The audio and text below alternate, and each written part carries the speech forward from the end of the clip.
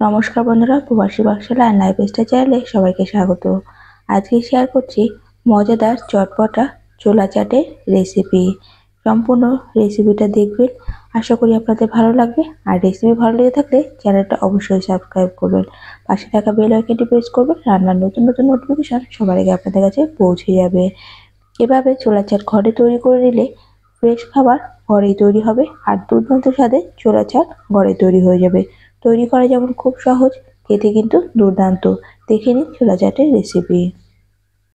প্রথমেই আমি নিয়ে নিয়েছি ছোলাটা আমি ওভারনাইট জলে ভিজিয়ে রেখেছিলাম। ওভারনাইট জলে ভেজানোর পরে ছোলাটা অনেকটা ফুলে গেছে, দেখে নিশ্চয়ই বুঝতে পারছেন। ছোলার পরিমাণটা অবশ্যই আপনারা নিজেদের পছন্দ মতো বুঝে নেবেন। এবার ছোলাটা সিদ্ধ করে নেব।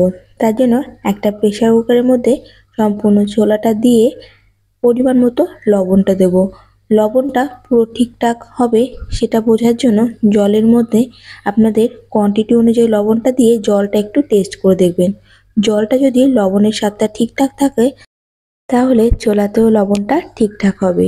দিয়ে দিলাম পরিমাণ মতো জল। আমি এখানে 1 মগ জল দিয়েছি, আর দিয়ে দিলাম 1 টেবিল স্পুন লবণ। প্রেসার কুকারের ঢাকাটা কভার করে 3 থেকে 4টে সিটি দিয়ে নেব। যেহেতু আমার ওভারনাইট ভেজানো আছে তাই 4টে সিটিতে সিদ্ধ হয়ে যাবে। চানাটা বা ছোলাটা সিদ্ধ করে নিয়ে এসে এবার চাটটা তৈরি করা পালা। তার জন্য একটা ফ্রাই প্যান নিয়ে নিয়েছি। গ্যাসের ফ্লেমটা মিডিয়ামে রেখে ফ্রাই প্যানটা গরম করে নিয়েছি। গরম করে দিয়ে দিলাম 2 টেবিল স্পুন সাদা তেল। সাদা তেলটা হালকা গরম হয়ে যাওয়ার পরে ফোড়ন হিসেবে দিয়ে দিচ্ছি গোটা জিরে। চাইলে আপনারা সরষের তেলও তৈরি করতে পারেন। জিরেটা খুব বেশি ভাজবো না, হালকা ভাজা হয়ে যাওয়ার পরে এর মধ্যে দিয়ে দিচ্ছি সামান্য পরিমাণে হিং। 1/4 টিস্পুন মতো হিং দিয়েছি। হিংটা দেওয়ার পরে এর মধ্যে সিদ্ধ করে রাখা ছোলাটা দিয়ে দেব। ছোলাটা সিদ্ধ করার পরে জলটা ঝরিয়ে নিয়েছি। এবার নাড়াচাড়া করে 2 থেকে 3 মিনিট এরকম করে ভেজে নিতে হবে। 2 থেকে 3 মিনিট ভাজার পরে এর মধ্যে দিয়ে দেব সামান্য একটু জল। এভাবে অল্প একটু জল দিলে, একটু জল জল থাকলে ছোলাটা পুরো ড্রাই হয়ে যাবে না, আর অনেকটা সফট হবে। এবার কিছু গুঁড়ো মশলা দিয়ে দেব। তার জন্য প্রথমে দিয়ে দিচ্ছি 1 টিস্পুন হলুদ গুঁড়ো, 1 টিস্পুন লাল লঙ্কার গুঁড়ো, 1 টিস্পুন জিরে গুঁড়ো, 1 টিস্পুন ধনে গুঁড়ো, আর সঙ্গে দিয়ে দিচ্ছি 1/2 টিস্পুন লবণ। যেহেতু ছোলাটা সিদ্ধ করার সময় লবণ দিয়েছি তাই এই সময় লবণের খুব বেশি দেওয়ার প্রয়োজন নেই। দিয়ে দিলাম 1/2 টিস্পুন আমচুর পাউডার। আমচুর পাউডার হাতের কাছে না থাকলে চাট মশলাও দিতে পারেন। গুঁড়ো মশলাটা দেওয়ার পরে ভালো করে নাড়াচাড়া করে ভেজে নিচ্ছি। যে জলটা আমি দিয়েছিলাম জলটা কিন্তু টেনে গেছে আর অনেকটা ড্রাই হয়ে এসছে। এবার এর মধ্যে দিয়ে দেবো ছোট করে কেটে রাখা পেঁয়াজ, আর সঙ্গে টমেটো কুচি আর কাঁচা লঙ্কা কুচি একসঙ্গেই দিয়ে দেবো। তবে পেঁয়াজ, টমেটো, কাঁচা লঙ্কা খুব বেশি ভাজবো না, হালকা নাড়াচাড়া করে ভাজতে হবে। পেঁয়াজের কালারটা হালকা চেঞ্জ হয়ে যাবে তত অবধি ভেজে নিতে হবে। আর টমেটোটাও কিন্তু খুব নরম হয়ে যাবে না, তাহলেই চাটের স্বাদটা বেশি ভালো হবে।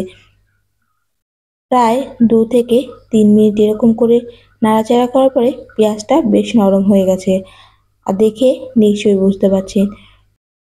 গ্যাসের ফ্লেমটা লো টু মিডিয়ামে রেখে ছোলাটা এইভাবে নাড়াচাড়া করে ভেজে নিতে হবে। তাহলে ছোলাটা ড্রাই হয়ে যাবে না, ছোলাটা অনেকটা নরম আর সফট হবে। ছোলা ড্রাই হয়ে গেলে অনেকটা শক্ত হয়ে যায়, মুখে দিলে বেশি ভালো লাগে না। এভাবে নাড়াচাড়া করার পরে ছোলা কিন্তু অলমোস্ট রেডি। সবার শেষে উপর থেকে ধনেপাতা কুচি ছড়িয়ে দিলাম। আর ধনেপাতা কুচি দিয়ে খুব বেশি ভাজার প্রয়োজন হয় না, 1 মিনিট মতো নাড়াচাড়া করে নিলেই ছোলা চাট সম্পূর্ণ রেডি। গ্যাসের ফ্লেমটা অফ করে দিলাম। আজকের রেসিপি কেমন লাগলো অবশ্যই জানাবেন, আর রেসিপি ভালো লেগে থাকলে চ্যানেলটা সাবস্ক্রাইব করতে ভুলবেন না। পাশে থাকা বেল আইকনটি অবশ্যই প্রেস করবেন। নতুন কোনো রেসিপি পাওয়ার জন্য কমেন্টস করে জানাবেন, চেষ্টা করব আপনাদের সঙ্গে শেয়ার করার জন্য। আজকের ভিডিওটি ভালো লেগে থাকলে অবশ্যই একটা লাইক করে দেবেন, কমেন্টস করে জানাবেন আপনাদের কেমন লাগলো। আশা করি আপনারা ঘরে এভাবে তৈরি করবেন আর আপনাদের ভালো লাগবে। সবাই ভালো থাকবেন, সুস্থ থাকবেন। দেখা হচ্ছে নতুন একটা রেসিপির সঙ্গে, নতুন একটা ভিডিওতে। সবাইকে অনেক অনেক ধন্যবাদ।